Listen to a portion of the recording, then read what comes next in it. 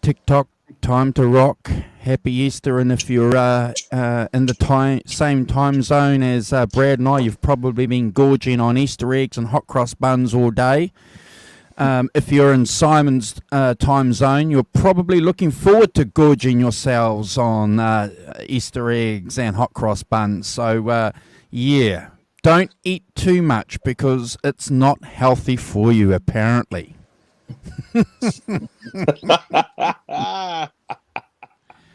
I love chocolate. Excellent. It's my only vice, guys. Really? It's the thing, though, is it? Oh, look at that. I love chocolate. It's my only vice, guys. Dear. Yeah, I've got it all on tape. Oh, fantastic. Thank you.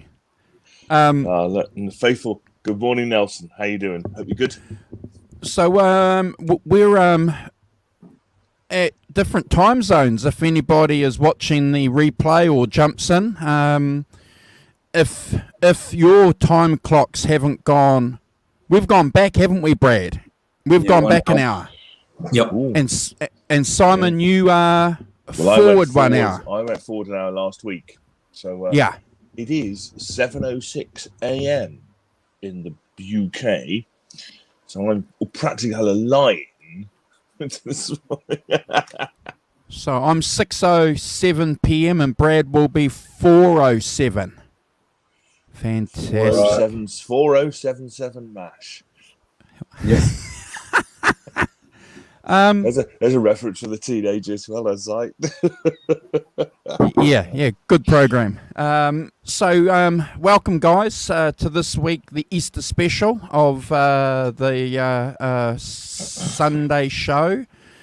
We can talk about the album. There's a couple of things, obviously, that we want to talk about before we start this album. I just want to remind everybody that we are seeking support for subscribers. We don't have very many to go before we get 500.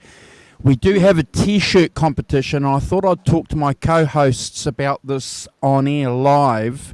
I know that we're coming up for that T-shirt draw, so I've got a couple of options, guys, because we want to keep the T-shirt draw legit and live. We don't ever want to be accused of rigging anything. I'm thinking maybe we could stretch the T-shirt competition out to the end of April, or when we reach 500 subs. So the whole idea of the T-shirt competition obviously is to attract attention to the channel. So I'll be keen to get your guys' thoughts if you want to contribute that to the show. We're streaming live on YouTube. We're streaming live on our Facebook groups that are related to the show. The All About the Blues show, which has got about 7,500 members. So if you're watching from Facebook, hit that subscribe button. And also from our Eric Clapton Facebook group too, which has got about 2,500 members too. So hit the subscribe button there as well. We'd be very, very happy. Yeah, I think maybe we should try and make it, our goal was by the end of April to get like 500. So maybe we should try and make it, we'll do the draw once we reach 500. Yeah, I think so. I think that's, let us know what you guys think in the chat. I think that's fair. We're definitely going to do a draw and someone's going to win a T-shirt. You have my God's honor. That's going to happen. Good morning, Mark Tanner. How you doing? New name in the chat. Yeah. I don't recognise. Cheers, Mark. Thank you for joining us. We appreciate it. Hit that notifications button so that you keep up with the channel. I'm going to throw up some social media links there, mate, if you haven't already followed us on these links. So if you give me 2 seconds, I've got all this information here. Okay, so that's Brad, Instagram, at Brad Cook Music. Easy. Follow Brad there, and you'll get channel updates on his channel. There's Simon Williams 33. Hit Simon up. He's going to be putting some information about the channel and some stuff that he does there as well. So we would appreciate it. And also, I need to get, during the course of this show, I'll get Brad's YouTube link and throw that in the channel too so that we can follow each other. Anyone that follows this channel gets an immediate follow back. I promise. Anyone who follows gets a follow back. It's a standard that we do. We're not a channel that doesn't follow. Exactly.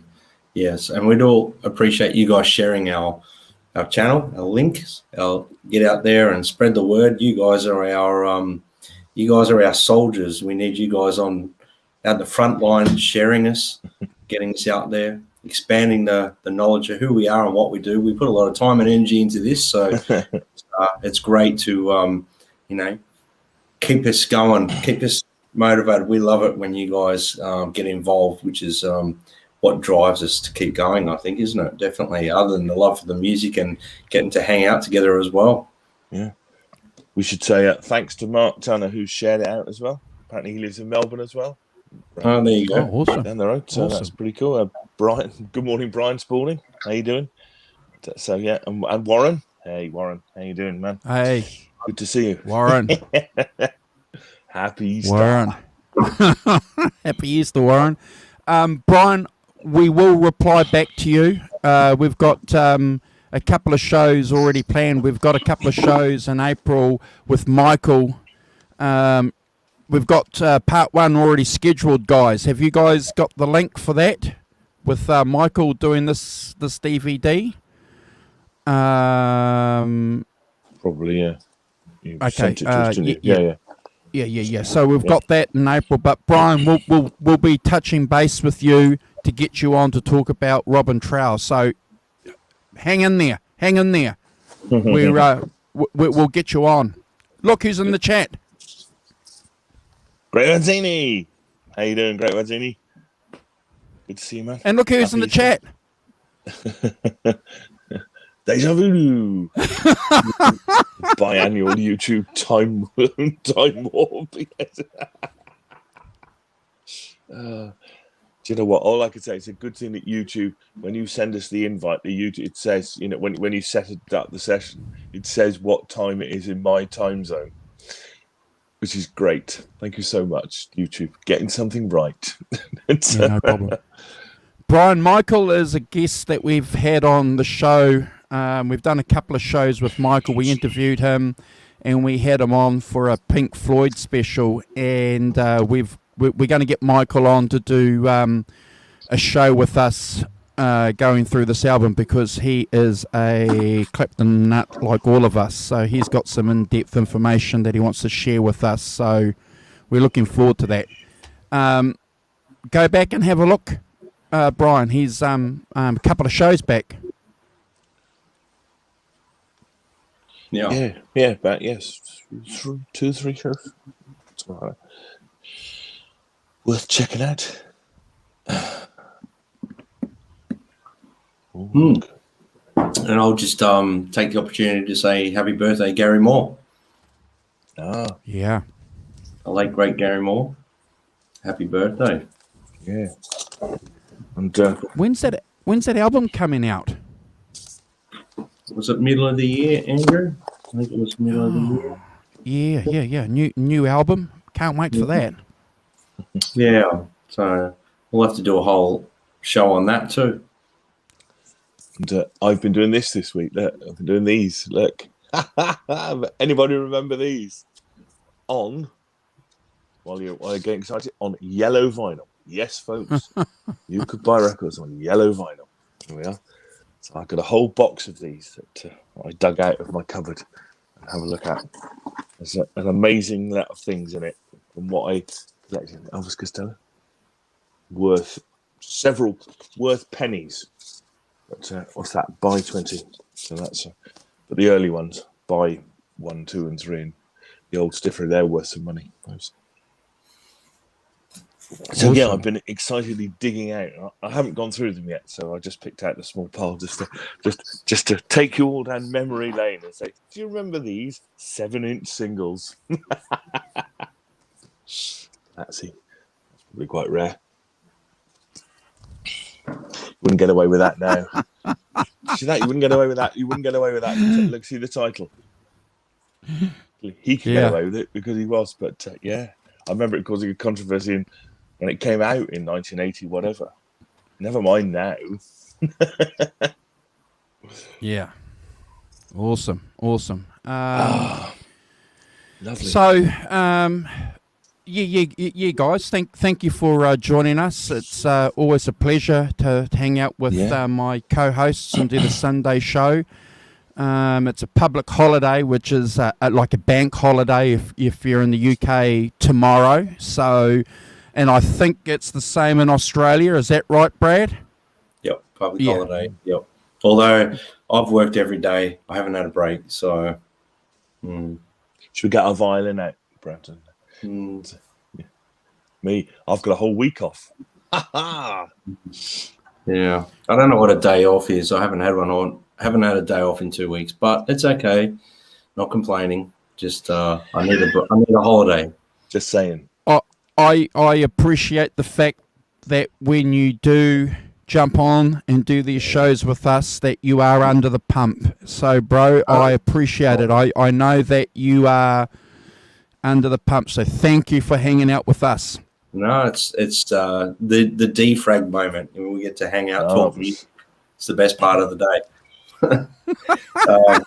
So today I worked for a few hours in the gym I work at, so I had a few clients to train and things like that. So it seems to be when people take time off is when they actually want to be trained. So yeah, when the work's there, you got to chase it. Unfortunately, yeah. My one of my brother-in-laws is a tennis coach in London, so he just all weekend he's just tennis coaching.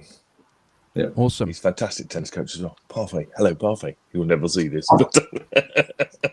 Hey, Derek, thank you for joining us live. I don't think you've ever been on a live stream, so we really, really appreciate you hanging out. Your comments and feedback on post shows is fantastic. Absolutely awesome. So thank you for jumping on. Yeah, welcome. Happy Easter. Jared, it's fantastic. Yeah, I like to echo that. The comments, brilliant, absolutely brilliant. And he works a little bit harder than us sometimes. Man, I know. Clearly knows a lot of stuff, Derek. It's great to have that sort of input, and we encourage it. We love it when people do exactly what Derek does. It's awesome because it gives us the, it's cool. Gives us the motivation and drive to go back and analyse what you guys say. So when Derek gives us these rundown on the stuff, it's great. I go back and listen to it from that perspective as well, which is awesome. So yeah, thank you, Derek. Yeah, we're getting a good tight community, and again, if you ever want to join us, please, we'll fit you in. We've got a couple of shows planned with Brian S in the chat, but if you ever want to jump on, Derek, and hang out with us, you're more than welcome. We'll help you. We'd love to get you on. As I say, Derek, everyone's got a story. You know what? Yeah. And we'd like to hear yours. If you want to come on and talk about it, that'd be good fun. Okay, guys. So I'm doing the intro this week on just give me a second, guys. I'll just get my notes here. Just hold on. Somewhere on this digital format, I have the notes. Hold on. Where are we? Dig it up. Here we go. I don't have. Here we go. Getting there. Okay, so obviously my co-hosts have some information too that we're going to share on this album before we get into the tracks. It's a short album. Might even be one of the shortest albums we might ever do. 1, 2, 3, 4, 5 on this album. Good morning, L&M Guitar Corner. Good morning. How are you? Thanks for joining. Album that came out in 1970, a couple of years after Cream disbanded.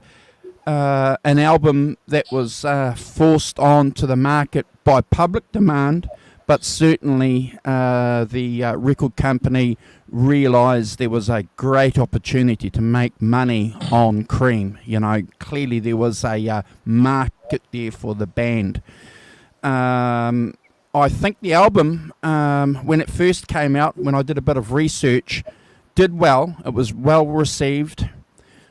But I do know from Clapton and Cream fans over the years, it's probably not one of the highly ranked albums. And that's probably for a couple of reasons. Some of the songs aren't the well-known songs that people tend to generate around. And also, I think the main reason, guys, it's not as popular with surface Clapton and Cream fans, it's because of the long jams. And that's specifically why I've picked this album, because we make reference a lot when we do a lot of these shows about, you know, the jamming perspective that a lot of these bands came from, or the jamming that they were doing in studio and or live. In my opinion, guys, I think this is a classic example of a band jamming well and doing it well. I'd be keen to see if you guys agree with what I've said there or not. Yeah, definitely. It's interesting that they brought out a volume 2, which has a bit more of the hits on it, if you see what I mean. White Room and stuff. So yes, was it what White Room's got on it? Tales of Brave Ulysses, Sunshine of Your Love, which are clearly a little more accessible in some ways. People will know them better. Yeah, I can see why they did that. Yeah, there's a sort of volume 2. Clearly a lot more recordings in the vault than are out there. Is it? Yeah. Have there been any other live Cream albums later on, Andrew? Or are those two are just those live volumes 1 and 2? Is that it? Has that been it from the... Oh, there's a few more on Spotify. Yeah. Last year they pulled out another recording. Yeah, cool. Brad? Yeah. Well, this album in particular was one. Obviously, it was recorded in the, I think it was 67, 68 era, was it? I believe. Yep. So it was. It's a very much a timestamp, in my opinion, of that era. And obviously, when we get into track to track, I'm going to talk about it a little bit more. But you can definitely hear the experimental side of the band. As a 3-piece, there's a lot of space. At times, it's like they're on their own tangent. They're all off doing their own thing, but they're together. So that was the beauty of the 3-piece thing. There was a lot of space and a lot of air to the music. So it's timestamp in that era as well. You got to, when you listen to this, and I had to keep pulling myself back to that when I was listening to this record and ranking the tracks, was remember it's 1968, 1967, and this is the psychedelia era. This is the era of experimentation and LSD and all sorts of like things that musicians were taking at the time. So to actually hear them play, we'll get into it more with the tracks, I'm sure, but you'll hear a lot of separation in the band where they're off on a tangent jamming. They're holding it together. They know what they're doing. It's like they know what they're doing together, but they're off doing their own thing, and then they always come back and meet right at the middle again and from the jam. It's like almost probably not even looking at each other. They just sort of know. It's a known factor of where to jump back on. So, yeah, that became very apparent to me. And listening to this, you have to timestamp it. You can't listen to it and think, oh, imagine if this came out now, how relevant would this be? Because you can't, because it was that era. And Cream were known for expanding jams. Yeah, absolutely. The songs might have been 3-minute songs on the record, but that's not the case live. And this album is a perfect example of that. This album, in my opinion, it's a perfect example of the short songs that they've recorded, you know, in the studio, and you know, or versions of it, and then it gives you a very good indication of how these bands during that time period managed to draw out and go off and come back, as Brad said. So, you know, I look forward to talking with you guys about these tracks and what you think of the album. When this album came out, obviously I was a tadpole. Well, you know, around that area, a little bit older. That's an image we can now never forget. Andrew, thank you so much. But I certainly became conscious of this album in the early 1990s. But I do remember listening to it probably a couple of times, but paying no attention to it, exactly for the same reasons, guys, that I said that it's not popular, because it didn't have White Room, it didn't have Badge, it didn't have, you know, Tales of Brave, it didn't have anything that was on, you know, Disraeli Gears that, you know, we were listening to. So, you know, and you got to remember, we're looking and listening for different things as we progress and we go back, and you know, that's one of the reasons why we love doing these shows, because it gives an option to go back and renegotiate. So hopefully, if you haven't heard this album, you might be able to go back and listen to it and go, these guys were pretty cool. And I forgot, and you know, I'd love to hear what you guys think about this. You know, Cream were huge. They were a huge band, and they weren't a fringe band. Well, they weren't setting out to be popular by any means. They were just doing their own thing, and they were massively influencing everyone at the time. Everyone from the Beatles through to Jimi Hendrix, through to the Doors, through to every band that was coming out at that era. They were all listening to the experimentation and then taking that and using it for their own music. So Cream were innovators in that sense, where they expanding the jams and everything like that, even carried through into the 70s with bands like Led Zeppelin and Black Sabbath and all these other bands that were expanding their songs on stage, just going out for long, you know, where it's well known that, you know, Zeppelin used to go for 30, 40 minutes in Dazed and Confused. That came from that whole background of Cream, I think. If it wasn't for bands like Cream doing the experimental thing, I don't know whether it would have influenced other bands. I mean, that's just my opinion, but no, I think that's right. A good point. They are absolutely one of the earliest jam bands. You know, the earliest bands where they, you know, 68 is early for the Grateful Dead were going by then. But you know, the West Coast thing, Quicksilver Messenger Service, Big Brother and the Holding Company, they clearly were doing this a similar thing. Cream played on the bills with them. But yeah, no, they're in the forefront of taking that genre and, you know, and stretching it out. I mean, you got to remember that, of course, that Baker and Jack Bruce came from jazz backgrounds. I mean, they're probably in the jazz world is quite used to taking a song and making it, you know, letting people just go and, you know, do your 500 bar solo for each one. So I think that certainly, I mean, you're right. It is of an age, isn't it? You know, it is a particular thing. I mean, I don't know whether there are some jam bands around now, aren't there? I mean, I do hear the term still a bit, but not quite in the same way, I don't think, as Cream, and not as you say.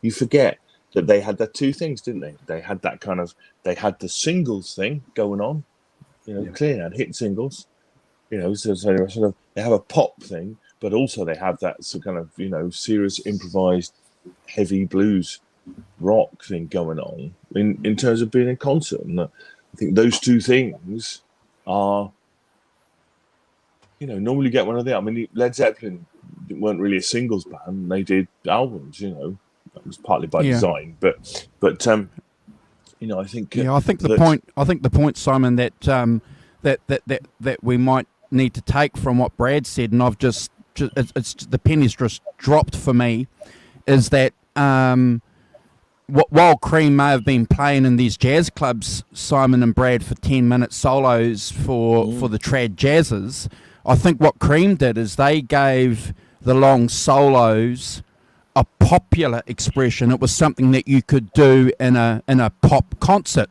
because we've got to use this word correctly. Cream were a pop band. They were a popular band. So, they weren't some fringe band that we were, listening to on some student radio. They were on top 40, top 10 radio. Wow. Yeah. No, completely my point. I think the other point I'd like to make, and you did sort of touch on it earlier, was that 1968, is when drugs started to become a lot more prevalent. Dope, LSD, and things. People are starting to smoke those things at concerts and stuff. And clearly, this is an album where if you've been smoked a few rollies, it's probably a musical enhancement to that. And I think that that's the era that we're talking about, and where people did, Sure. So, I can remember this, and we're not condoning that, and we're not supporting any of those recreational things. We're just pointing that out. We're not recommending that you do anything like that either. I think at that time, you also got to remember, substances that were being used at that time were nowhere near as toxic and as aggressive as what they are these days as well. So it was a different era back then. But, touching on the different backgrounds for each member of the band, I think that helped them become a little bit more experimental in their sound as well, with their jazz influence, swing influence, and blues. It was kind of like a three-way sort of... Yeah. I can hear a big jazz and swing sort of feel for Ginger Baker, and obviously Jack Bruce is very jazz, and Clapton in my opinion, all blues. So when they're off on their little jams, you can hear all that stuff being in there, especially with Ginger Baker, and he's not playing a straight beat half the time. He's holding it together, tom orientated at times, not even holding a hi-hat down to keep them in time. They almost know where the 1, 2, 3, 4 is, and then they come back into the song. I do believe that Cream were a popular band, and I agree with you completely, but I don't think they were striving to be a pop band. They didn't want to be. That was more Clapton, I'd say, that would have been driving that, because he didn't necessarily care about fame. He just wanted to play. So... So you've hit the nail on the head. Exactly. That's exactly what he didn't want. And, it's clear in his biography, and we'll always talk about it. Before we go on and rank the tracks, I had a question that I wanted to ask you guys. And so this is the perfect time to ask you guys the question, and also cats in the chat as well. So just imagine this. Just imagine Eddie Van Halen in 1984... changing his guitar style completely the opposite to what he brought out with 5150, because 5150 is a continuation from the sound in 1984. Cream, Clapton, and what he did after he left Cream, everything was just a complete 100% reversal of everything he did in Cream. Just a complete reinvention. Mind-blowing. You just stepped away from it completely. 100%. Hey, Les. Thanks, music therapy, lads. Good to see you, man. Yeah, it is interesting that he did step away from it, but I think I just felt he'd just taken it as far as it would go. And I think there is an element of that, isn't it? What can you do in a three-piece? Just, you could either go around again, can't you? Or you can kind of think of something else. In the grand rock tradition, he thought of something else. There's an argument that they could have continued doing that for the next 30 years, No disrespect to ZZ Top, but, look at ZZ Top as an example. But, Well, clearly. you, I could argue that ZZ Top actually changed what they did, to get those massive hits in the 80s. Actually, they kept the core of it. I'll give you that. And, absolutely. And I think Clapton's kept it. But, was it Eliminator? Is it Eliminator? Where actually only Billy Gibbons plays on it. The other two don't play on it. The rest of it is all programmed up and is done on machines. And which I think is, the fact that they took that on. And so I think they, in a sense, they did a crimson. They did change, but they changed to be more pop and more, get hits kind of thing, which I hadn't really had before. I think the thing with all three members of Cream, they had personal issues as well with each other. Oh yeah, strong personalities. We know this, and that was why the band was never going to stay together. Let's be honest. Probably more to do so with that than the music. Even it was, and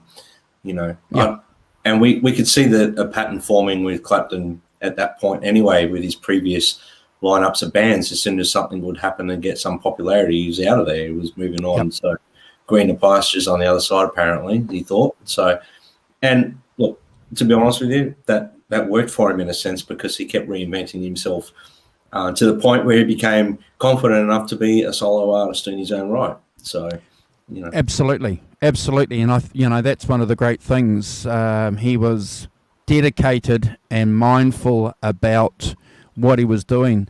And a couple of days ago, happy birthday to Eric Clapton. A couple of days ago, I went through a bit of a review on some of the books that I've collected over the years.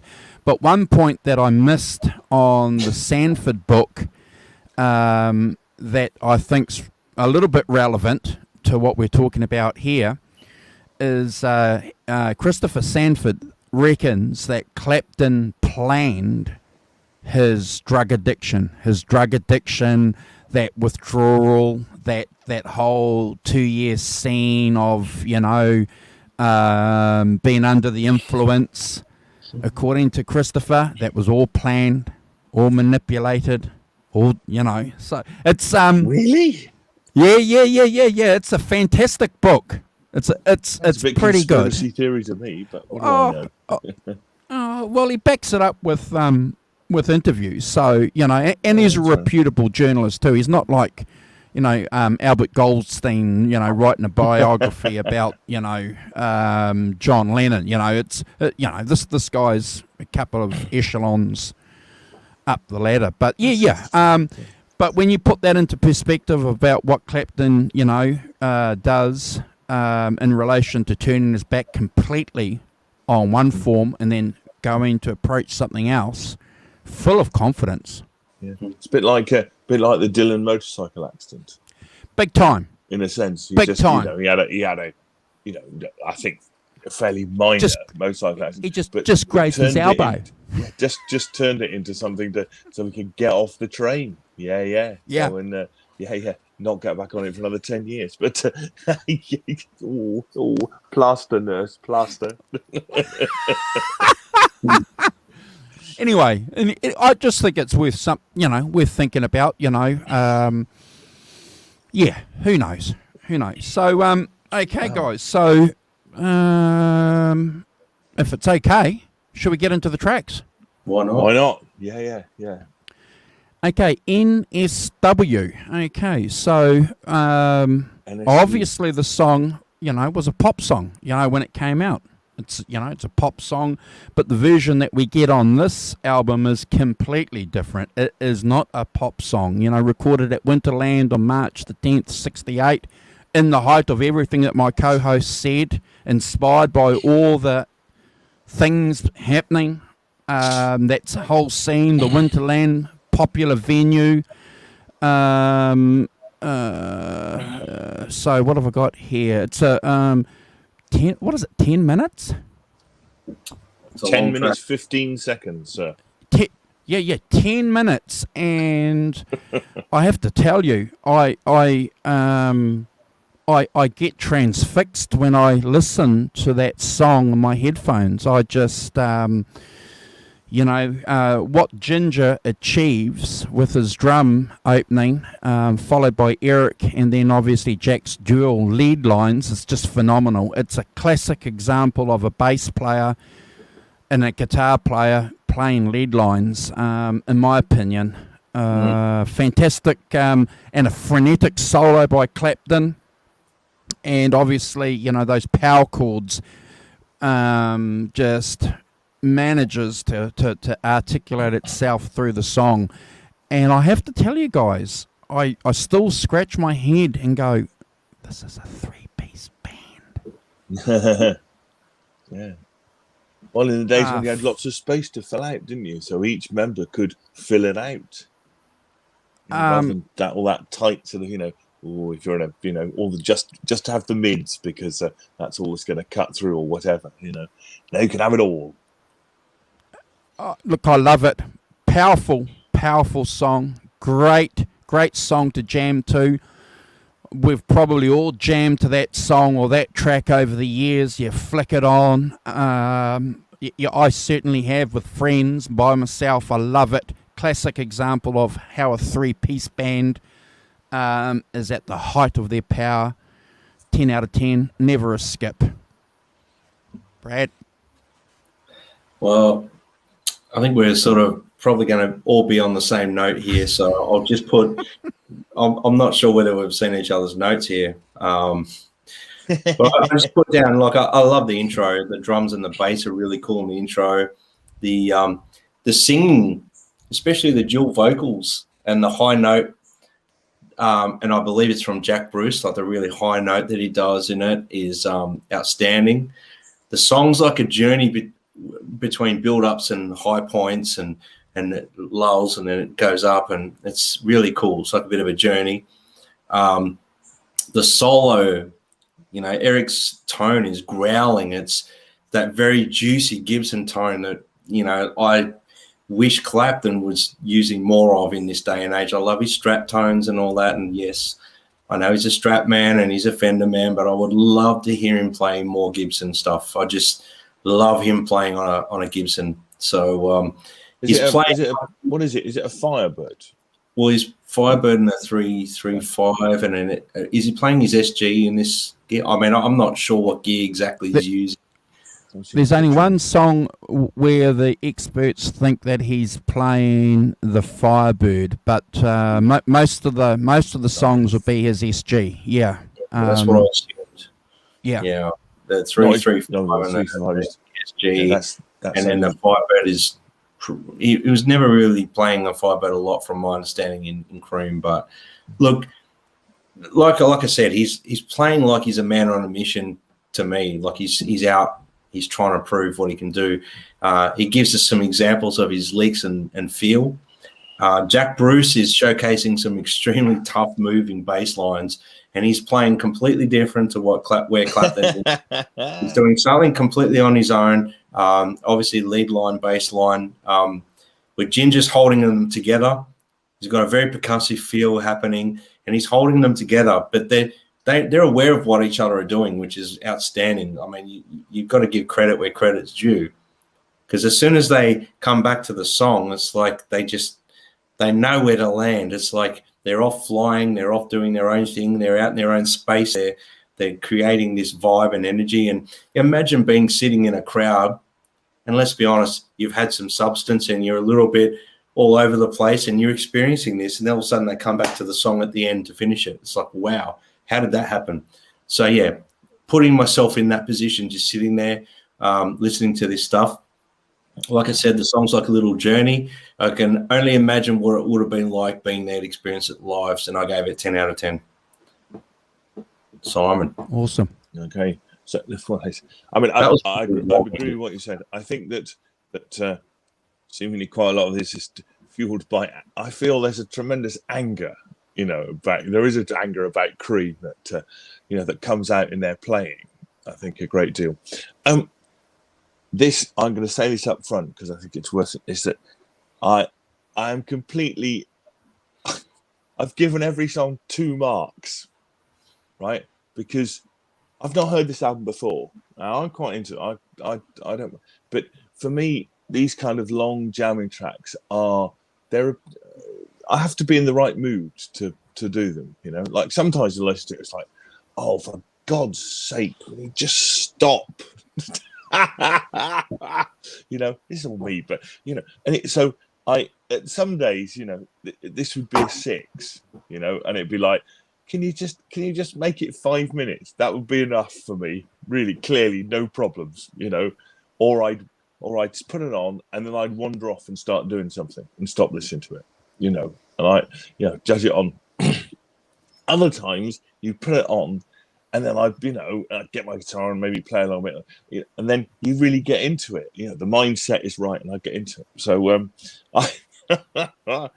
it's quite funny actually. I had these two completely different, depending on the day or whatever, whether I think it was great, a really good thing, you know, or not really. So but I completely agree with you about, you know, I think it's great. Fiery solos and the fact they go off on their own tangents and do their own things and then come back. It's all, you know, it's all classic kind of, you know, being able to jam with people who are your equal in terms of musicians and who are, you know, you're on the wavelength and you understand how each other play, and you can, you know, and somehow in the middle there is the core with which you're going off, but there's still that middle bit where it's being held together, and it doesn't sound like 3 people playing 3 different songs. You know, it does sound like 3 people playing the same song, not 3 different songs. You know, so yes, on a bad day, I'm giving this 6 because I want something different, and on a good day, I'm giving it an 8. Oh dear. But clearly that's what I felt about it. You know, so for some of the days I listened to it about 7 or 8 times, and some days it was like, and then other days it was like, yeah, I sort of got it, you know, got on the wavelength of it. So, so that's me. So you've given us 2 rankings. Which is your one that you want to stick with the most? Yeah. No, I'll go with the 8. The 8 is the sort of, you know, when I got into it and stuff. I just thought it was funny and interesting that see, Greg Manzini's agree with me. I don't, you know, that some days it works for me, and then other days it didn't pull me in. I don't know why, but it didn't. You know, some days it did, some days it didn't. I think we've got to try and remember that exactly what Mark Tanner has said. The translation from live to being there is hard to translate to a recording. So you really have to imagine you're sitting there and actually listening to the track. You know what I mean?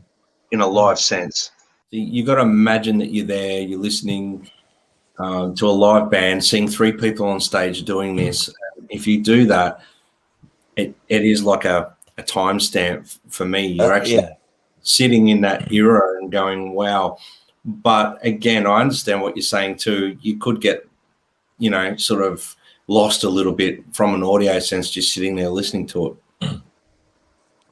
Yeah, you know, and yes, and I judge things a bit about, you know, sit down and listen to something, and then if I start getting distracted and start mucking about and doing some other stuff, and clearly it's not pulling me in, and you know, and my brain, my head is not in a place where, and I think that this kind of jam thing is a you know, it's a particular thing. You know, I mean, I'm the same with Led Zeppelin. You know, if I put on How the West Was Won, you know, sometimes it all works and it really clicks and I'm loving it, and other times, you know, I'm like, maybe I'll miss out some of the longer ones, you know, kind of thing, you know, and that's you know, so I mean, and I completely get, you know, it is of its time. It is a particular thing, and I think Andrew's fantastic choice because it is a particular thing. It's a bit of a, you know, I was thinking to myself last night, I would never get this album out and play it as an example of what, you know, to a new person about what Cream is.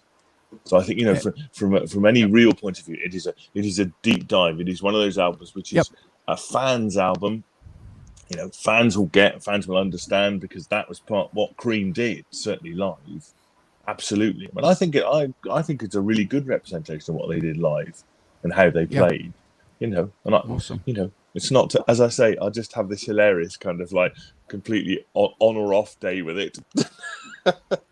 Awesome. Yeah, I like that comment, Great Vanzini, lead bass. I'm not going to argue with you there. I think that's probably how we should be classifying the late great Jack Bruce. Isn't it Sleepy Time? What they used to say about Pete Townsend used to say about John Entwistle he said he plays bass guitar.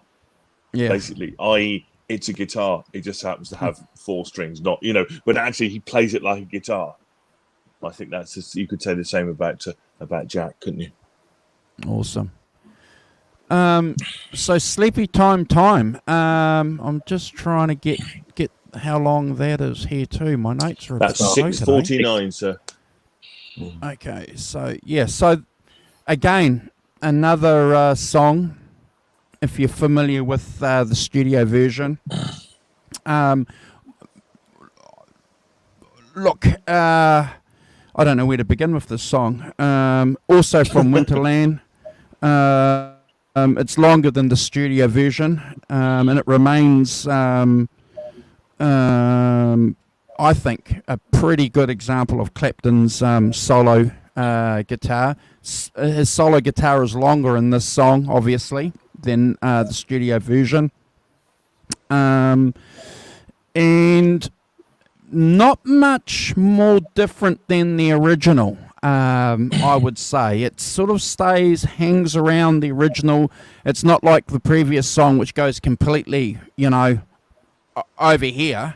This song stays pretty much in the track, in the groove, and again gives us an appreciation that while they can bugger off and go and do some jazz stuff over here with a song, they can come back and they can stay pretty consistent to the recording as well. So, look, I love the song. I love Jack's vocals. His vocals live, beautiful. He's just beautiful when he's singing well. I love the song. It's a 9 out of 10. And I might play the song, Simon. I might play the song to somebody who hadn't heard of Cream. I might. I might do it. I don't know. But it's definitely like a deep dive album. Of Cream, like another side of Cream sort of thing. Yeah. Brad? Yeah, well, it is a very it's a great bluesy riff. It is something that you could, in my opinion, off this record, probably play to someone as an example of Cream, because it does touch on a few areas of Cream. So I'll back that up there, Andrew.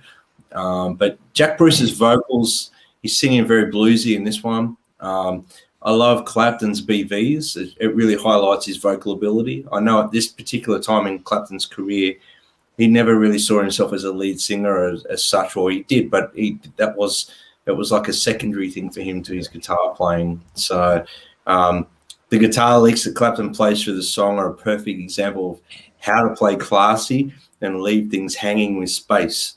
Now, Clapton has a unique style that I don't think anyone can do. I've never heard anyone replicate or play like Clapton. That's just my opinion. I don't. When I listen to him playing, I'm like, man, I can play those licks, but he leaves space. He leaves things hanging. His vibratos are very wide and slow. Very unique player, and this song highlights a lot of that. Ginger, he's swinging away in the background. The solo has some unique stops, and Clapton plays really smoothly and together. Jack Bruce opens up on the bass throughout the solo. And I have to say, Clapton's tone on this song reminds me of Billy Gibbons' ZZ Top first album. I'm just hearing that growl from a Gibson. That's why I love Cream era. I love like the blues breaker, and I love Cream era because I love hearing him play with a Gibson style guitar. So Marshall's, the song has some trippy jam sections. They're relevant to the time frame. They pull it back together. I gave it 9 out of 10, and looking forward to seeing what Simon has to say. So I like I agree with you about. I think Clapton's playing is great on this. I love, it's really good. Love the tone. I think there's tremendously energetic, emotive guitar solo. And I think I think it's great. It's could I say one thing that did annoy me, which is like the only lyrics you can come up with are "sleepy time." I mean, for F's sake, can't you write anything else? It did start to annoy me a bit at the end. It's like, can't you sing anything else? But it's all right. It's a minor point. minor point of irritation. That sleepy time that there's a slight creepiness to it if you think about it. Yes, absolutely. Like, yes, it is. Yeah, it's just a bit weird, but yeah. Especially the way Jack sings it. But it's one of those things you go, you halfway through going, you got anything else? Got any other words? Anything else would be good. So again, I'm giving this an 8 out of 10. I think it's fine. On a bad day, 6 when the lyrics are annoying me. 6. Awesome. Yeah. Look, I agree with you, Simon. I think the lyrics are, interesting. Correct me if I'm wrong. I think he wrote that with his wife at the time. She contributed the lyrics. Well, helped. I'd like to get a credit for writing 3 words a million times. Yeah. But to be fair, I think it's Hey Johnny. To be fair, I think Johnny it's definitely a product of the time. Sleepy time. Incidentally, the version that they did at the 2005 reunion, and when we do that record or that DVD, that's going to be interesting. That's probably going to be over three songs. Compare and contrast. Yeah. But pretty consistent. If you listen to this version and go and listen to that version, you're going to think, my gosh, there hasn't been a 50-year difference or a 40-year difference. It's phenomenal. Class is permanent. Okay, the third song. So Brad's already touched on one of the reasons why we fall in love with Eric Clapton. It's that Gibson sound, that Marshall sound, that stack behind him. And we've mentioned this many times before on this show. We don't agree with the Eric Clapton fans that say after 68 Clapton ceased to be relevant in music. It's always a long-term joke with Clapton fans. I certainly understand why people would think that Clapton stopped contributing anything. Certainly after this song, because this song is a masterpiece. Sweet Wine, I think, is the highlight of the track. It's 15 minutes long, so settle in, button up, and get yourself ready for a joyride, because it's all over the place. I think we're up to Lordy Mama. No, we're not. Sweet Wine. We're on Sweet Wine. Sweet Wine. We're on Sweet Wine. Yeah. Dr. Cook. Sleepy Time, Lordy Mama. That's no. Lordy Mama's 5, track 5. Okay, sorry, that's my bad. I apologise, Andrew. Yeah. Right. Yeah. He's been listening to a different record. No, it's I've just got my track listings backwards or something. It's okay. You've got an excuse, brother. You've been a slave to the grind for the last 2 weeks. That's okay. My apologies. No problem. So, at least we ought to discuss the same song, didn't we? Not different ones. Yeah. Okay, so this is obviously another Winterland recording, and as I said, it's without doubt, in my opinion, it's the masterpiece of the album, and probably the example of Cream at their peak. If you wanted some song to define what Cream were, I'd say this is the song for you to check out. Eric kicks in with his virtuoso solo guitar after a minute's exceptional backing from Ginger and Jack. Consistent, isn't it? Obviously, with the whole album. And I'm gonna pretty much leave it up to you guys to add some bits and pieces, because I could probably talk for 20 hours on this song. So I'll add some bits and pieces after a conclusion. I'm going to give this song a Brad score. This is my 20 out of 10. Oh. This is my 20 out of 10, and I'm going to just agree with what Mark said here too. The vocals on Sweet Wine are phenomenal. Yeah, Brad. I have to agree. Oh, well, with Sweet Wine, it drips that late 60s vibe to me. It really does. Vocals are fantastic. The lead solo is, what can I say? It's Clapton at his finest in Cream. You know, he was playing phenomenally. And I love how he builds things up during his solo. Very smooth playing. While Ginger and Bruce are off jamming on a tangent together on their own at times, and then they're back together, and there's a lot of jamming in this song.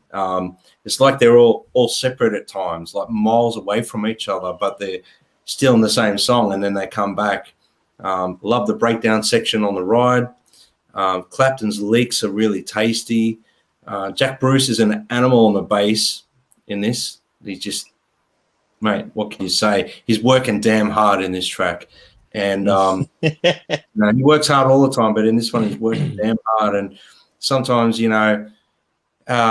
parts that he's playing, it's like they borderline don't actually fit, but they manage to work and they come back when they're needed. It's really strange. It's like it's like listening to a Jimmy Page solo where he feels like a train's ready to come off the tracks, but it never does. It's like that with some of the bass lines in this song as well. The extended jam, takes many turns. It's got some high sections and some quite lows at times. And the freak out section at 5 minutes 50 seconds, I called it the freak out section because we like that freak out thing. Jack Bruce, I think, is tripping off his dial in it, and I just thought that would be a funny thing to say because listening to it, I was like, Jack Bruce is tripping. When I listened to it, I went back and listened to it again. I was like, he's tripping, man. He's tripping. In fact, I think they all must have been, it's a good experimental type song, and the experience of being there would have been amazing. The song returns to at the end, and Clapton's BVs highlight his vocal ability again. And you can listen to the cheering from the crowd at the end of the song. Like they're amazed. They're in awe. And you listen to that cheering, they're like, they've just experienced something that they never thought they'd ever experience, and you can hear it. So again, I have to give it 10 out of 10. And it's the highlight for me when it comes to the jamming and listening to them. Actually, same thing. I may have waffled on a little bit. I could probably go on a lot more about it, but waffle on. So 10 out of 10 for me, and I'll pass it over to Simon. Yeah, I mean, I agree. There's a whole lot of different bits on there. I mean, I made a note of lots of them, like guitar solo at 1:15, and so clearly, you have a bit of singing at the front just to set things up for what is, epic jam type of thing. I agree with you, Brad. I mean, the fiery sort of mode around 6 minutes is, really going for it in that bit, and then the drop down, and then you've got, bass chords. I noticed, it's really nice. I love bass chords when they come in, so that's really cool, and lots of intricate drumming from Ginger. It's as I say, it's a particular thing. It's a jam, and you've got to be in the groove and in the mindset for it. So, I think it's one of those. You're right. It's the centerpiece of this album. Really, it's kind of really gets you into it. And on a bad day, it's a 5, but on a good day, it's a 9 for me. It's it's great. Yeah. I just want to. So I've made a note here about Clapton's vocals. So Clapton's come a long way from '66, singing the last song on the Beano album. What is it? Ramblin'? Is it Ram? Yeah. Gosh. And we're supposed to be Clapton nuts. The last song on the Beano album, anyway. And clearly Clapton's background vocals makes the vocals go sonic in relationship to working with Jack Bruce.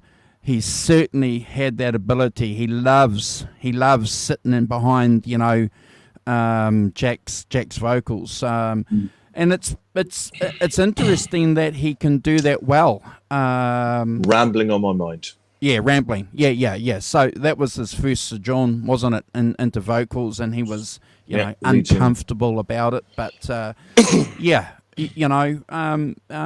situates his vocals very well in this song. So look, I agree with you guys. I think it's it's an interesting song.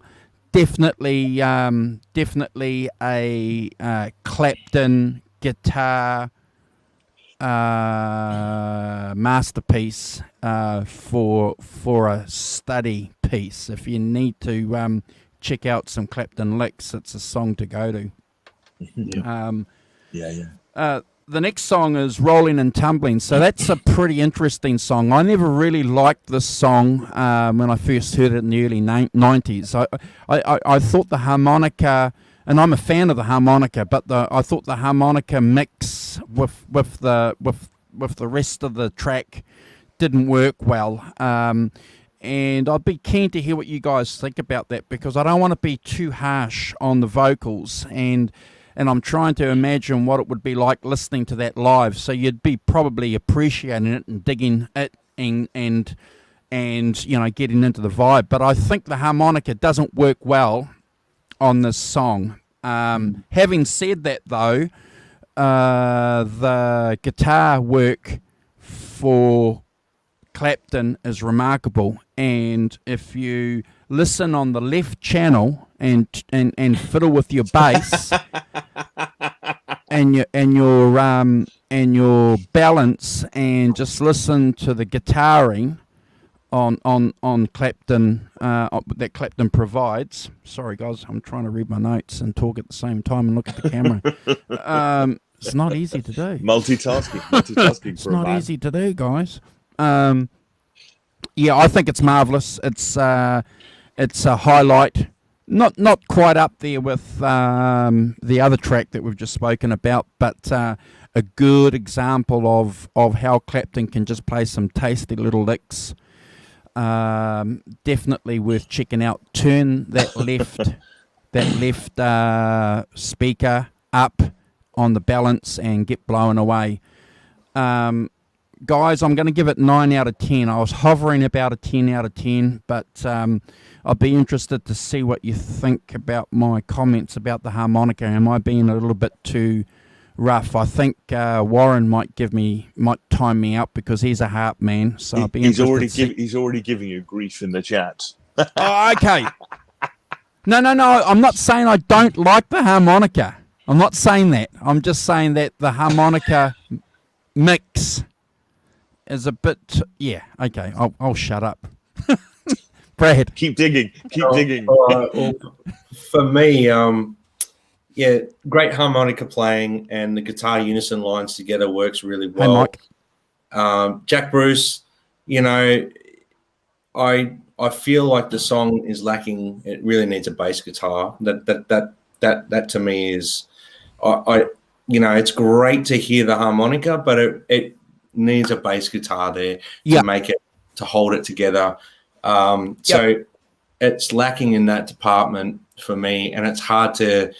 I like bass, drums, and guitar. I like hearing that more so than it. It would have been great to have a special guest come out and play the harmonica or play a bass for that song for them. I don't know, but I guess I'm sticking to the three-piece thing, which is difficult to do. The only other thing I could probably see would be, Jack Bruce would have had the harmonica like Bob Dylan used to have it on a cage. That would have been pretty cool too. I would have loved to have heard, limitations of a three-piece band. So, I enjoyed the song regardless and how they performed it. Obviously, I love the guitar tone, and Clapton is right at home with this song because he's a blues man, and it does, I'm going to give the song a 7 out of 10. And I've got all this There's stuff going on in the camera. It's Sorry, mate. Sorry. Yeah. quite funny.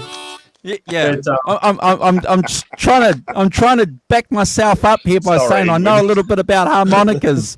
I don't want Warren to think that we don't know what we're talking about.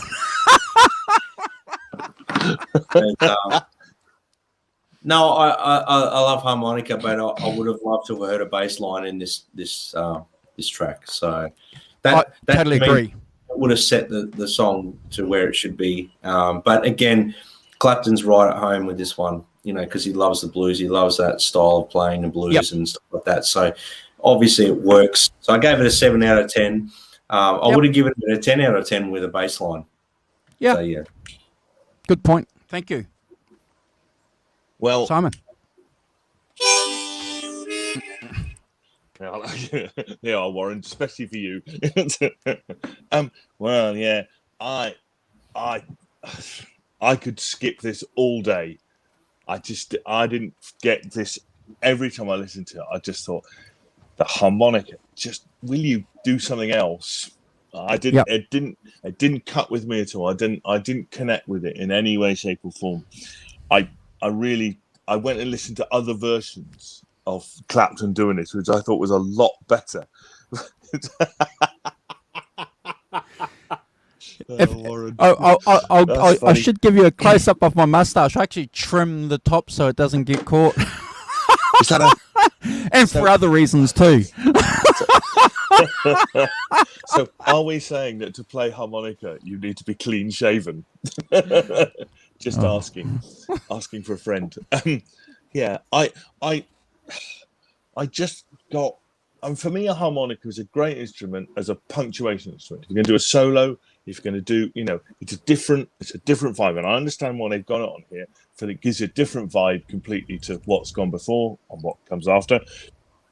So I think it fits in. I think from an album flow point of view, it's a good idea. As I say, after about a minute and a half, I'm like, okay, enough of the harmonica. Let's get back to the to the serious stuff.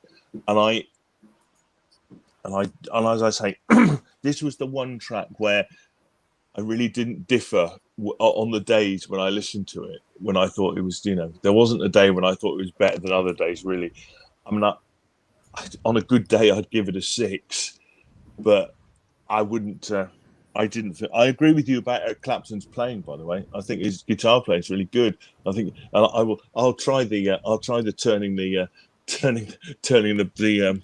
balance all the way around to the left. Get rid of the harmonica. Yeah, which I think is really funny. And just get guitar and drums, which I think are fine. As I said, I went and listened to other versions of it, and I thought they were like seriously much better versions of it. I thought that for me, it didn't really. I don't know why, but it didn't really swing. Like, there was a lot of that that incessant kind of drumming, but I thought that didn't really suit it. And as I say, I went and listened to other versions, and I thought, the actual instrumentation, the drumming, and the pace of it was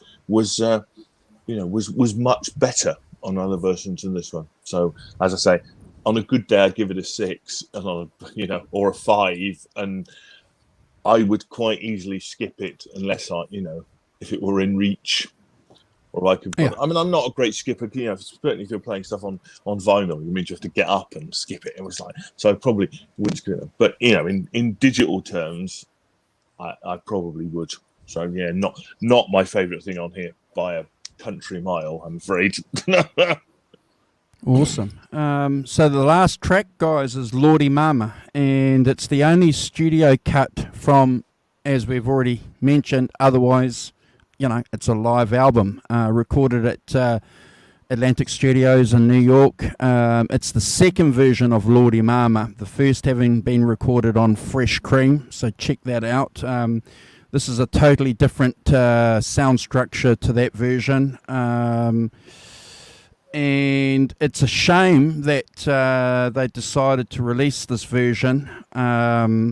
It's less interesting, in my opinion, than the other version. And, oh gosh, you know, it hurts me to give this. You know, I'm trying to find something redeeming about the song. Yeah, and it's. I think this is an example, guys, of a recording company just chucking something in to, you know, cash in on something. It could have been a better song. So I'm giving this song 5 out of 10. And I could skip it, you know, easily. It could easily be a skip. If you guys want to add some positives or some extra criticisms, I'll give you guys an opportunity to add to that. Brad. Well, it reminds me a lot of Strange Brew, and I just can't get past it. Yeah, me too. Yeah, absolutely. I went and listened to the two just to make sure that they compared. Oh, look, it's that riff. Yeah. I believe it's Clapton singing on it. I had to listen a few times to work that out. It is Clapton singing on it, isn't it? Yeah. Yeah, so, look, I love the licks Clapton applies between the singing. You know, the solo is very classic Clapton from the era. But I'll be honest with you, I keep waiting to hear them sing Strange Brew in this song.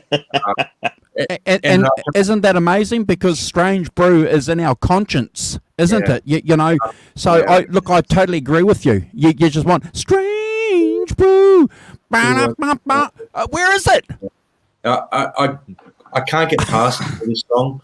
So, you know, I'm stretching myself here with this because I do like Clapton's playing in it and stuff like that. So I'm stretching it to give it a 7 out of 10. Wow. Yeah. Nelson gives it a 6. So, yeah, we're on par. Well, it depends what Simon gives. I could have quite given it 20. Yeah, I could have quite given it a 6, I'll be honest with you, but or even close to a 5. But there are some nice playing on there and things like that, and you've got to give it credit because, yeah. But I do agree with you as well, Andrew. That I mean, you got to give it to record companies though that, you know, at times they do things to get it out on a record. But at times they, you know, I mean, there's probably people out there that love this that would not have heard this version of it, but because the record company forced it on there, who knows? They might needed a filler for the record because, I mean, the LP track running is different to the CD one. So the LP running, this is like a 2-minute 46 song, and they threw it on at the end of side 1. So maybe it's there to fill that last bit of the side, maybe. Who knows? But anyway, that's my stretched rating is 7 out of 10 for that. Yeah.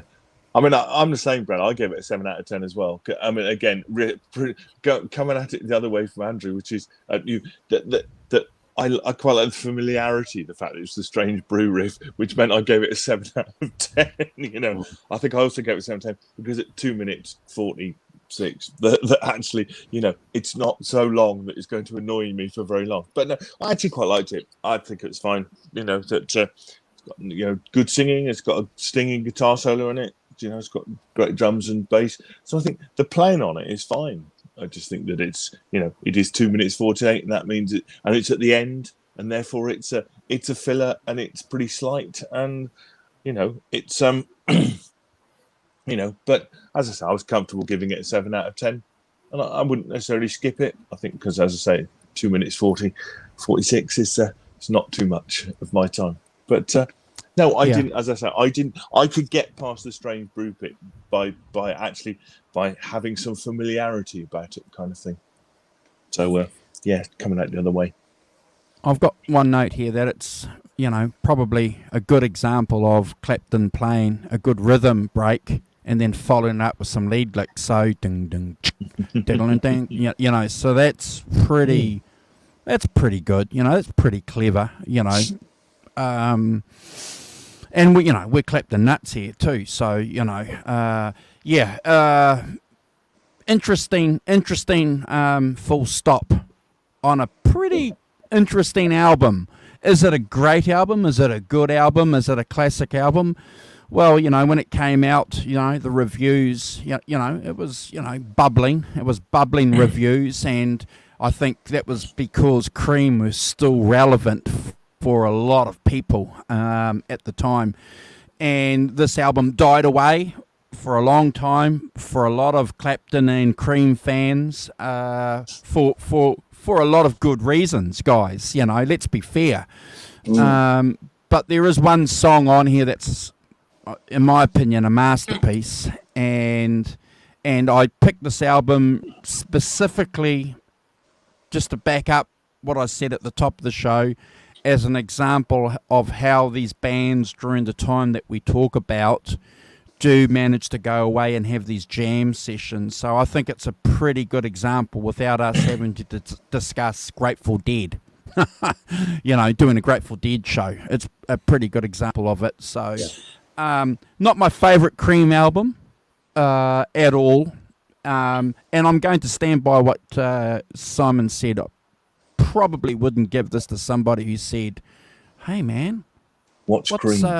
What's Cream?" Some 20-year-old that comes to work and you're talking to him or her and they're talking about music and you say, "Hey, have you checked out Cream?" No, never heard of them. So I'd never give them this album. Yeah, it's definitely more of a fan's record. It's definitely more of a fan's record. Yeah, or someone that wants to, play that, if someone wants to find out what that sounds like through cranked Marshalls, I think that's probably one of the reasons why we're attracted to it, because it sounds great. Yeah. Oh, absolutely, yeah. 100%. Yeah, I think you're right, Andrew. That I wouldn't give this to anybody that to demonstrate her Cream. I think this is for this is one of those albums that lots of bands have these albums where it's where you've got all the main albums and then you're interested in what other things are about, and then you're going into this. I think it's a really good representation of what they did live. The jamming things live. I think absolutely it's that. It shows off three virtuoso musicians. In a at their best, in a tremendous light, but it is a particular thing, and I'm really pleased you chose it, because it, that it's like that, because I've not really heard it before. I don't remember, not really. So, but I, as I say, some days I like the jamming, and some days I don't. But so I think it's as a deep dive album, it's absolutely worth it. Completely. It's been a great opportunity to listen to it again too, because. It's not one that I'd pull out normally. So thanks for picking it, Andrew. It's been good for that, because, and that's the other thing too. I haven't listened to this record for a long time, maybe 10 years or more, maybe, So, normally when I put on Cream, it's something Disraeli Gears or like it's or Goodbye Cream. Yeah. Not something I'd grab out off the shelf to listen to, or go to my, iTunes or Spotify or whatever and pick this album. So, yeah. No, I appreciate it, guys, and I'm glad that you guys got the point that I was trying to illustrate with this album, that it's about the jams, that we talk about. If that's one thing that we could probably give to somebody. What do you mean by these jams that these bands are doing? Go and listen to this album to get an appreciation of what they mean. So listen to the studio versions of the songs, and then go and listen to this album. Probably, that's probably a good example or a good experience to do. But look, I've got to agree with you guys. It's a sleeper, as we say in the business. It's a deep dive album. But that's what we're about here on this channel. We don't want to go completely off tangent and talk about something that no one's heard. We're going to sort of stick within, but there's a lot of albums out there that are mysterious, difficult. And it's good to people's attention again, Andrew, Yeah. And there's some horrible albums that we're going to probably have to review too. Some of those middle 1970s albums that Clapton did. Oh, gosh, there's one in every crowd. I won't be for that show. You guys have to do that without me. No, you have to come on and explain yourself to the judge, Mr. Walton. Justify your fable, your already downturn marking. What is a fine Eric Clapton? I'll be absent for that show. I think we have stepped outside of the British electric blues as well here and there, and for good reason, because some of the records are worth listening to. And moving forward, I'm not going to delve too much into what I want to look into in the future, but there's a couple of records that I think they're heavy blues records, and we really need to listen to them and bring them to the forefront. They're not necessarily British electric blues, but they're blues. So I reckon moving forward, once we get a few of these episodes out of the way, there's some deep dives that I want to go into as well. So, and you're more than welcome, because the co-hosts, because they are co-hosts, get to pick a couple of albums that they want to talk about. So, let's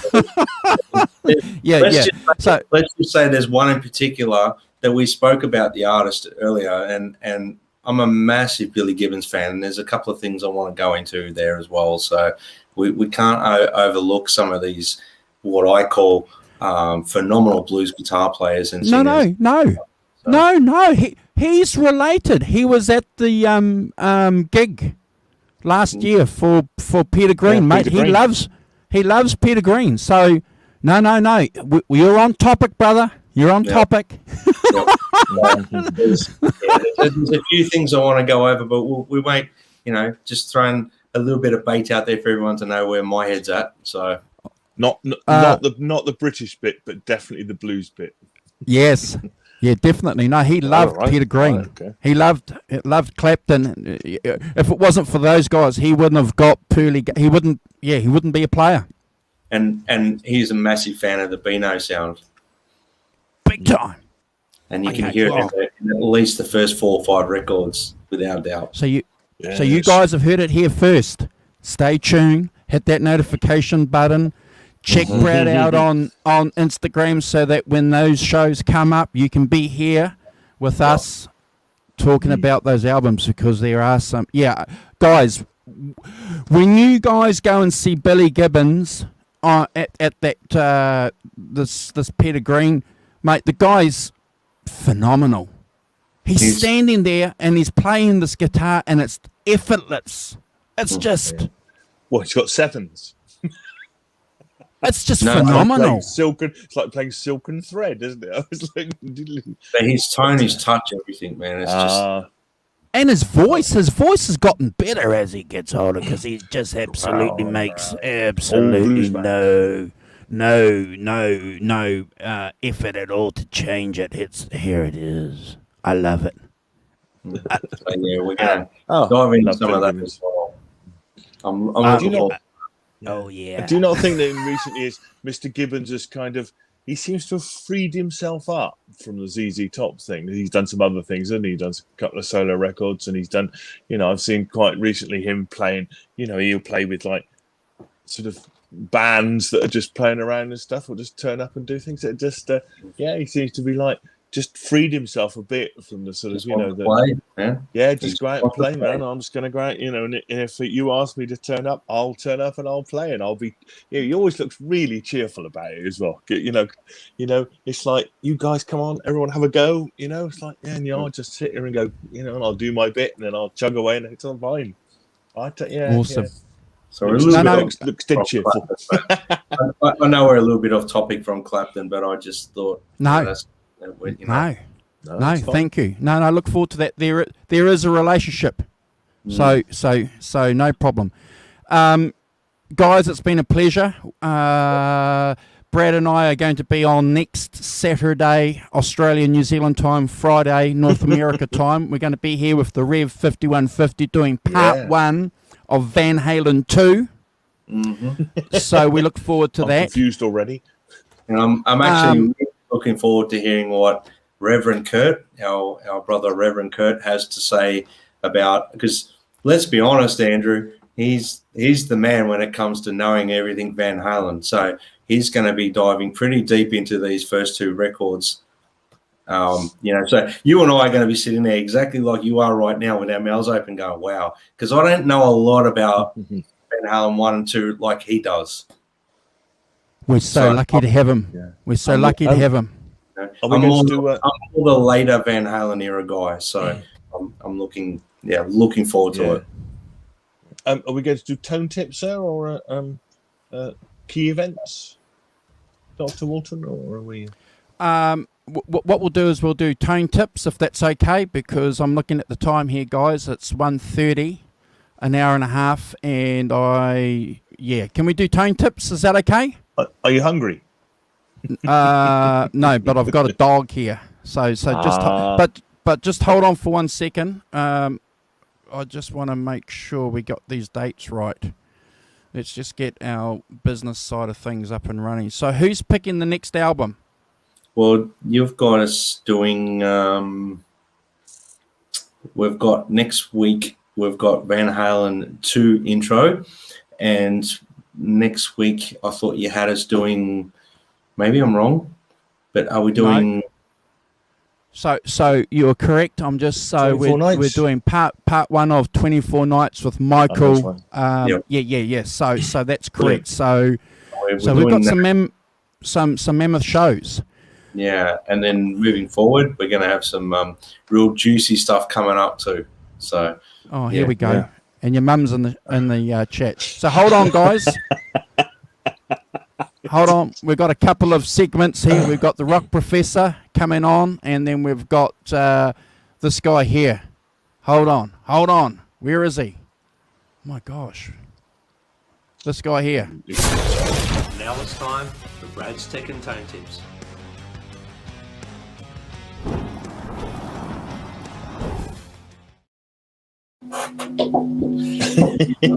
All right, guys. Well, thanks, Andrew. I love that intro.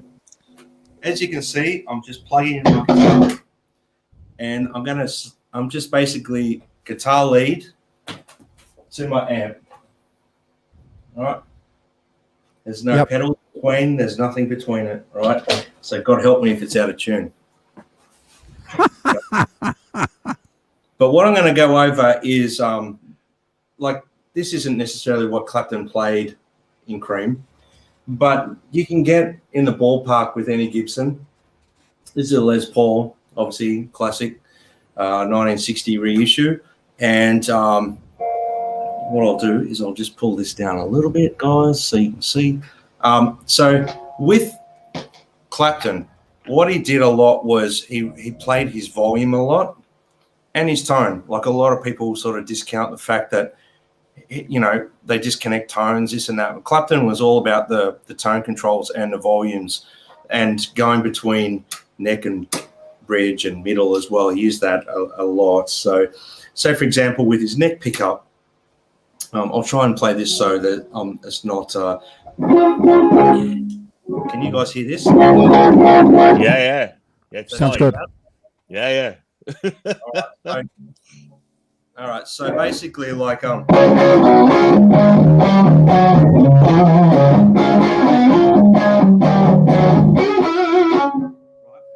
that is with the tone control all the way up, okay? But he would play that with his tone down a little bit to flatten that, roll that top end off, like they called it woman tone. So what I'm saying is that's your tone control. He would roll that back by ear. Everyone assumes it was all the way down. Very Correct. close. I think it was completely all the way to zero. No, it wasn't. When I listen to my ear, it's more just rolling it back to ear. So probably from that's 10. So probably for me about that 8 spot. That's where. So is that Brad? Sorry, is that is the tone control for the bridge pickup? That's the tone control. This one for the neck, right? So you mean so they're the wrong way? They're the wrong way round for the pickups. So the back one is the neck pickup, and the front one is the bridge. Yeah, that one. That's right. Yeah, that's neck. That's bridge. That's traditional wiring. So that's okay. Yeah. Okay, so cool. Is the tone control. So I'll have that all the way up, but then he rolls it back. Okay. Can you guys hear that difference? Yes, big time. Yeah, big time. So that tone is like, can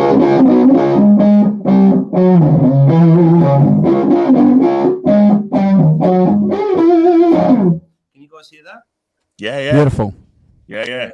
And he would do the same on his neck pickup too. Now, I can't play like Clapton. I'm not claiming to play like Clapton at all. But say with his solos, like he liked a bit of a brighter tone. So he would roll that back just a tiny bit on his bridge pickup now. So I was on my neck pickup there. I've flipped it down to bridge. That's on 10, rolling it back just a tiny bit.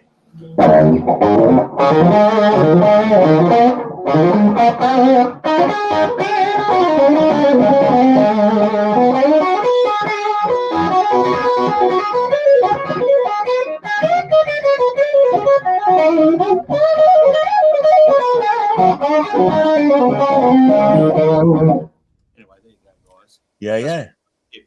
You don't need pedals. You don't need anything. You just sit with your guitar, find the tones, find it in your guitar. Obviously, a nice Marshall tone and a Les Paul or any Gibson guitar with humbucking or any humbucking style guitar, you'll get in the ballpark. You don't necessarily need to spend lots of money. And that's the beauty of guitars like Epiphones and everything like that, which Andrew's touched on. You can get these tones out of these guitars, and it's obviously with Clapton, it is in the hands. Yeah. But you can get in the ballpark with these guitars. All right. So, yeah. It's in the beer dispenser. It's in the beer dispenser. Brad's beer dispenser sounds good. I really hope that the reason I thought I would do this is to encourage you all out there that want this sort of cream tone to pull out your humbucking guitars and try and find it. Don't necessarily lean on pedals. That is my guitar plugged straight into my Marshall. Fantastic, cool. brother. Yeah, fantastic. So there you go. Awesome. Thank you. Really cool demo. Thank you. Pay attention, class. It's the Rock Professor here with another look at the events surrounding this week's classic album. Oh, yeah. Oh, What do we got? Welcome to 1968, the year in which David Gilmour joins the Pink Floyd. Sadly, Syd Barrett faded out due to his LSD problems. The 10th annual Grammy Awards, the Beatles' Sgt. Pepper's wins Album of the Year. Wow. I think so too. And on May the 30th, the Beatles begin recording the White Album. Jeff Beck Group released their album Truth, which is the blueprint of Led Zeppelin and lots of other people. Absolutely.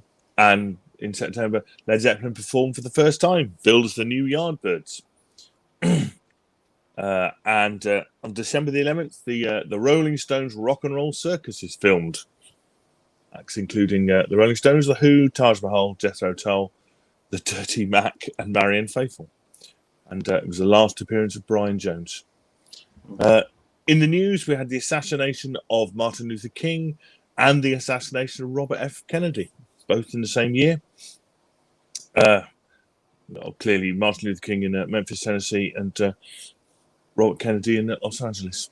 We also had Christian Barnard performs the world's first heart transplant, and the first Big Mac goes on sale in McDonald's, costing 49 cents.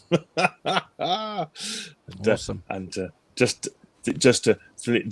average cost of a new house in America was $14,950. They are average cost of a new car $2,800, and gas cost 34 cents. Awesome. Hey, Aaron, thanks for joining us. We're Aaron, off, how you Aaron. doing? You'll have to watch the replay. It's all good. Thank you, Rock Professor. Thank you, Brad. Flaming Thumb. Flaming Thumb. Yeah, the Flaming Thumb. Brad Cook. Thumb for the thumbnail, and you put the flames on them, Andrew. Yeah. Look, it's been a pleasure. Thank you, guys. I think we've discussed the album. We've given it credit. It's an unusual album. It's an album that suits a purpose. It's an album that certainly needs to be listened to at some stage for a lot of reasons.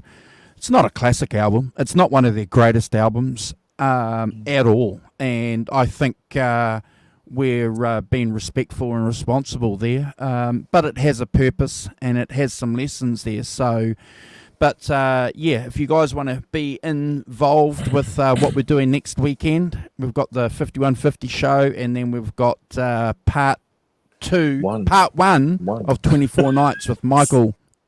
So that should be another cracker as well. Yeah, so we look forward to that. Guys, I'm going to split. Keep safe. Warren, thank you for your continued support for the channel. If anybody else wants to help us with paying for our StreamYard's subscription until we get 1,000, you can see our PayPal account there on the bottom. But Warren, thank you, and it's always appreciated. We love your support and your continued humour on the channel. Yeah, fantastic support. Thank you so much. Yeah. Thanks all everyone who joined. Don't forget, guys, to make sure if you haven't done already and you've watched this far in, subscribe, turn on your notifications, and give us a thumbs up. And Flaming Thumb be back. Yeah. And look, some awesome comments in the chat there. Thank you, guys. You're too kind. Mark, you guys are too kind. Thank you very much. We're just three cats who love music. We've found each other, and we're hanging out with you guys. So, it's humbling, Yeah. Thank you. Yeah. We're extremely grateful, with gratitude. We can't help but feel that way. So thank you so much. Yeah. Fantastic. Thank you all in the chat for joining. It's been fantastic. And I agree with you actually. My rankings are about the fact that this is an interesting album, worth exploring, worth looking at. But for me, it wasn't what I call a classic album. But that's not. I'm pleased that we're not just doing classic albums. We're doing other stuff. More. Digging in a bit deeper into bands and what they've done, and looking at all the things they've done, including the things that are flawed or whatever, not necessarily, don't necessarily hold up in the same way as Layla does or something like that. So awesome. I'm really pleased that you chose this, and I understand why you did it, which is really good. More, please. All right. You want to say goodbye to everyone for us, Simon? Goodbye, everyone. Yes, take it. Well, thanks to Nelson and Mark Tanner, and of course Warren, Great Vanzini, Deja Voodoo, L&M Guitar Corner. Thanks for joining. Brian Spalding as well. Hobo Roadie, Aaron Lally. We had lots of people in today. That's really cool. Roll scrolling back up. Nelson, of course, Rodriguez, and Johnny Bean. Thanks, Johnny, for joining. And so hopefully I got everybody. Some bloke called Brad Cook. Thank you, Brad. So have a lovely Easter day, guys, and a good week. And we'll see you next week. Epic weekend next weekend. Yeah. Thanks, guys. Thank you, Brad. Thank you, Simon, for your time. Appreciate it. My co-hosts and your contributions are always appreciated, and the in-depth research that you guys provide for our shows, it's just phenomenal. Thank you. And Brad's mum, yes. Oh my God. Thank you, Great Vanzini. Oh my Take God. care, all. There are some cheeky guys around, eh? Hey? Dear. Where's that moderator when you want them, eh?